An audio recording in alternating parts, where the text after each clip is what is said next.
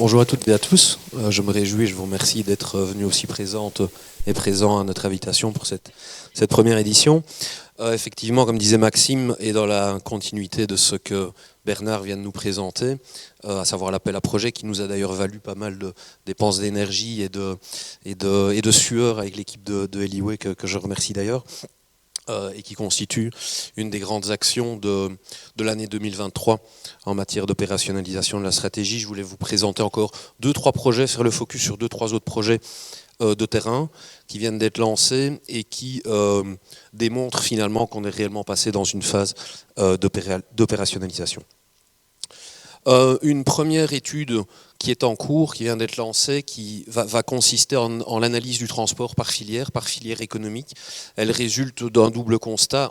Les lignes fixées par la stratégie qui tentent d'essayer d'accélérer au plus vite la transformation de la demande de transport, avec les enjeux climatiques urgents et essentiels auxquels on doit répondre, comme déjà présenté en introduction, et à côté de ça, des chiffres qui ne sont pas nécessairement beaux fixes, notamment quand on observe la diminution tendancielle des flux de transport, par exemple sur la voie d'eau au niveau wallon. Alors, l'étude va se baser sur 3 phases. Je ne vais pas rentrer dans les détails, mais grosso modo, je voudrais juste mettre en exergue le fait que cette étude va être entourée par un comité de suivi composé de l'Union Wallonne des entreprises, de Logistique Sine-Wallonien, du SPOMI et de l'IWEPS pour accompagner le consultant au mieux avec des données du terrain. Donc on est vraiment aussi ici dans une dynamique de concertation des acteurs du terrain.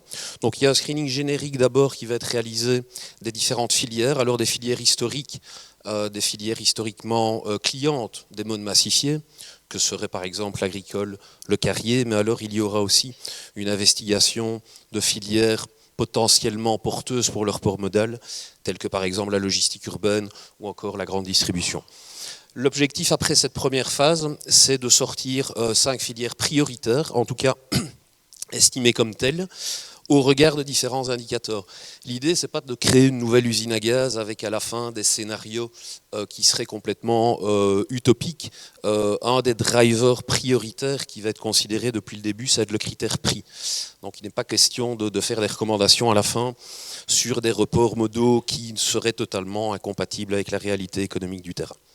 En sortie de phase 1, donc on aurait 5 filières prioritaires et puis une analyse détaillée de ces filières avec pour objectif final d'avoir un vrai mapping quantifié des filières, tant au niveau de la localisation géographique, avec l'origine et les destinations des flux, le tonnage transporté, les conditions de conditionnement, ce genre de choses.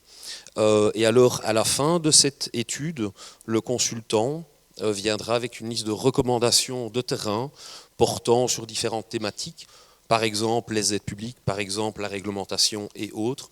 Et chaque filière fera l'objet d'une étude socio-économique en amont qui permettra de prioriser ces filières. Donc ça, c'est un premier projet de terrain qui vient d'être lancé. Un autre projet va consister au développement d'un éco-calculateur pour le transport de marchandises. Au même titre que cela s'est fait pour les personnes, eh bien ici l'objectif est de développer un outil public qui fera foi en fait en matière d'orientation du choix des différents modes de transport pour le fret en région wallonne. La méthode de travail est la suivante. Donc très pratiquement parlant, l'usager, qu'il soit gestionnaire de terminal, qu'il soit donneur d'ordre, prestataire logistique ou autre, aura la possibilité d'entrer différents types de données dans l'outil. Il pourra rentrer par exemple l'énergie consommée par sa flotte de véhicules, auquel cas il obtiendra directement une quantification des émissions de gaz à effet de serre. Pardon. Une autre porte d'entrée, mettons que le donneur d'ordre ou l'usager, l'utilisateur de cet éco-calculateur ne dispose pas de l'énergie consommée par sa flotte de véhicules, possibilité d'insérer les tonnes kilomètres générées par ces flux de transport, que ceux-ci soient tout route ou multimodaux. les différents modes de transport terrestre seront couverts par ce nouvel outil.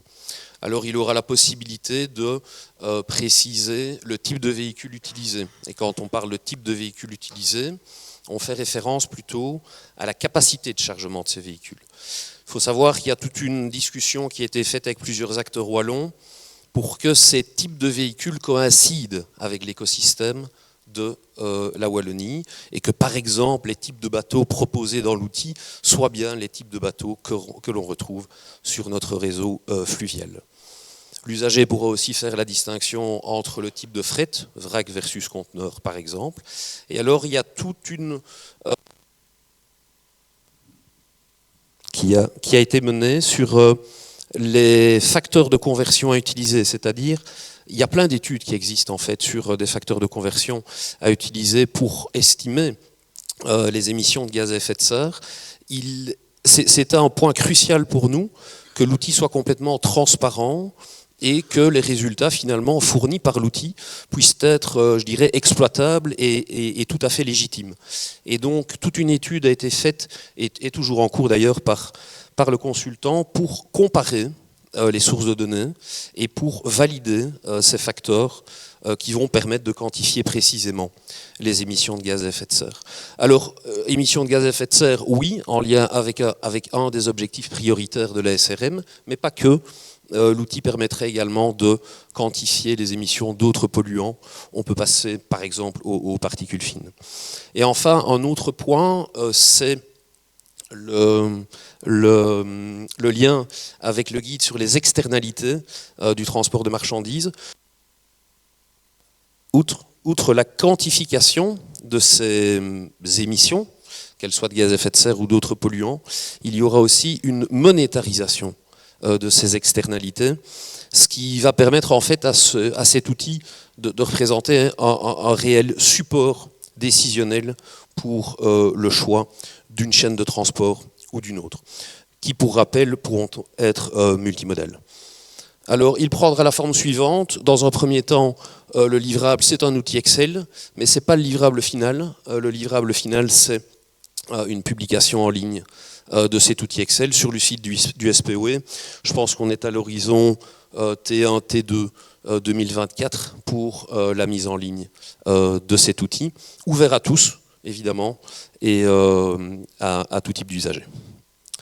Un dernier petit projet lancé aussi cette année, qui, je trouve, témoigne ici de l'élargissement du scope d'action au sein de la stratégie, puisqu'ici, on va approcher la logistique locale. Par logistique locale, entendons-nous, on parlera de logistique du dernier kilomètre, mais sans un focus spécifique sur le contexte urbain.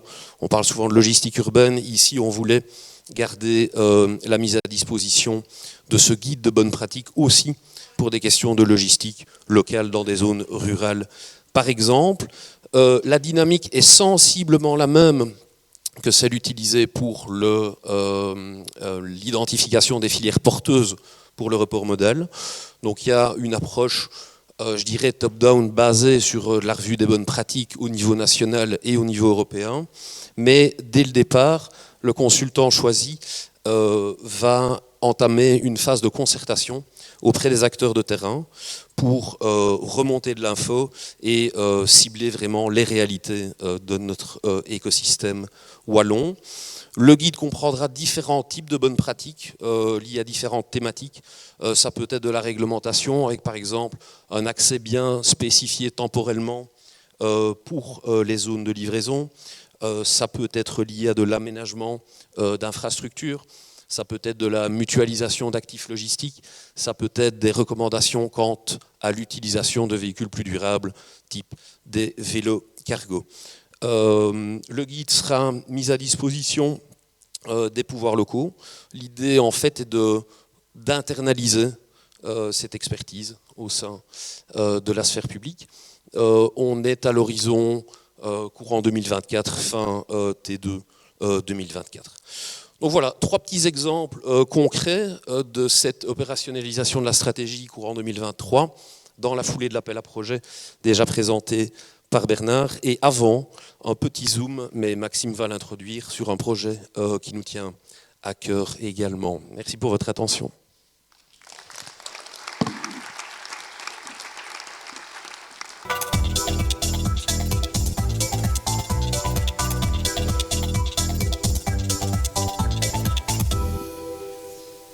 Du coup, j'ai été chargé de l'inventaire des sites multimodaux potentiels wallons. Ceux qui ont travaillé avec moi sur ce projet, enfin, nous l'avons réalisé. Pour présenter ce projet, je vous propose de parcourir 5 questions. Le quoi, le pourquoi, pour qui, par qui et comment. Qu'est-ce que c'est ? Tout d'abord, on a déterminé ce que voulait dire un site multimodal potentiel. C'est un ensemble de terrains d'un seul tenant, cadastrés ou non, équipés ou non, qui présentent des caractéristiques qui permettent le développement soit d'une activité nécessaire ou complémentaire au transport multimodal de marchandises. Que veut dire inventaire ? L'inventaire, c'est une cartographie, donc c'est des polygones et des attributs qui y sont liés. Vous voyez ici un exemple de ces polygones dans l'agglomération liégeoise. En bleu, évidemment, les voies navigables, en rouge, les autoroutes, et en noir, même si ça ne se voit pas trop bien, les voies de chemin de fer. En bleu cyan, les fameux sites multimodaux potentiels. Voici la table d'attributs tirée d'Excel pour avoir une vue un peu plus sexy, on va dire. Je vous la présente ici sur le slide. Ici, je ne parle pas de l'entièreté des attributs qui sont disponibles. Je parcours ceux que j'estime importants. Donc, en ce qui concerne les généralités de la géométrie, on a d'abord l'identifiant de ce site, l'aire, la séquence la plus grande au sein de chaque polygone, la commune sur laquelle se trouve le site multimodal et l'affectation au plan de secteur qu'a ce polygone. On a aussi différents types de données par rapport au mode de transport. La distance à la voie navigable, son nom, la classe, la rive sur laquelle se situe le terrain, le dénivelé par rapport à la voie d'eau, mais aussi le quai le plus proche, son nom, sa longueur et la distance par rapport au rail et à l'entrée ou à la sortie d'autoroute la plus proche. Par la suite, trois attributs liés à l'aménagement du territoire, donc 3 périmètres spécifiques ici. SAR, donc les sites à réaménager, PRE, les périmètres de reconnaissance économique, et les SOL, donc les schémas d'orientation locaux. Vous voyez donc pour ce polygone ici, on a à chaque fois 3 périmètres qui intersectent le site multimodal potentiel. Alors, pourquoi réaliser cet inventaire des sites multimodaux ? Tout simplement parce qu'il y a un manque de disponibilité de ce type de sites. Et pourquoi ? Soit ils sont déjà exploités pour leur potentiel multimodal, soit il y a une concurrence accrue de la fonction d'activité économique industrielle vis-à-vis d'autres fonctions du territoire, comme le logement ou l'activité économique mixte. Et évidemment, la localisation des axes de transport, donc les voies navigables, le rail, les autoroutes, sont fixés, donc il est compliqué de les bouger. Autre point, la multimodalité peut être empêchée au regard de certaines caractéristiques physiques ou socio-économiques. Physique, par exemple, un dénivelé trop important du terrain, ou socio-économique, par exemple, une zone d'habitat qui se situe entre la voie d'eau et un site potentiel qui empêcherait de développer la multimodalité sur ce site. Dernier point, il se peut que le potentiel multimodal soit moins considéré lors de la prise de décision suite à l'affectation d'un certain site. Du coup, 3 grands objectifs de cet inventaire: identifier les sites, les caractériser et les protéger en vue de leur future mobilisation. Par qui a été réalisé cet inventaire ? Donc, tout d'abord, les services du service public de Wallonie, à la fois mobilité, territoire, économie et digital. D'autres entités wallonnes comme SPAC, qui sont d'ailleurs présentes ici, SPAC, la WEX, Logistics in Wallonia, et les universités, particulièrement celles de Mons et de Liège. Comment avons-nous réalisé cet inventaire ? On a décidé de partir sur base des limites des polygones du plan de secteur. Donc vous savez qu'au plan de secteur, on a à la fois des zones qui sont destinées à l'urbanisation et d'autres non destinées à l'urbanisation. On a décidé de prendre des affectations au sein de ces deux catégories. Premièrement, les activités économiques mixtes et industrielles, les zones d'aménagement communal, tout ce qui est non affecté, donc ce qui appartient au domaine, mais aussi les dépendances d'extraction et les services publics et les équipements communautaires. Parmi les zones non destinées à l'urbanisation, plusieurs ont été considérées, l'agriculture, la forêt, les espaces verts naturels, parcs, et les zones d'extraction à destination future de zones d'espaces verts ou de zones naturelles. Des critères de sélection autres qui sont de l'ordre de la mobilité et de la géométrie. Premièrement, les terrains qui ont été considérés sont à la fois à une distance maximale de 500 mètres de voie navigable et de 750 mètres du réseau ferré. Ces polygones ont une superficie supérieure à 4 hectares, supérieure ou égale d'ailleurs, et sont traversés par une séquence qui fait au moins 400 mètres pour favoriser le report modal via le rail. Un autre critère de sélection concerne les zones d'habitat. Donc vous voyez sur votre gauche un polygone en vert qui a été sélectionné, sur votre droite un polygone en rouge qui n'a pas été sélectionné. Au centre, un polygone délimité en jaune qui représente une zone d'habitat. Ce que nous avons fait, c'est que nous avons tracé une ligne à partir de chacun des sommets du polygone, que nous l'avons relié au point le plus proche de la voie navigable. Une fois qu'une de ces lignes traversait la zone d'habitat, elle était mise dans un compteur. Et après, nous avons fait un ratio du nombre de lignes qui traversaient l'habitat sur le nombre de lignes totales, ce qui explique que, par exemple, le polygone de droite, l'intégralité passe par le polygone de l'habitat et donc nous décidons d'exclure ce polygone. Ensuite, nous avons automatisé cette sélection via 3 modèles de sélection. Un qui nous donne des polygones le long des voies navigables, un autre qui nous donne des polygones le long de la voie ferrée. Nous intersectons l'ensemble de ces polygones pour former les polygones multimodaux. Ensuite, nous caractérisons les polygones, c'est-à-dire que nous constituons la table d'attributs.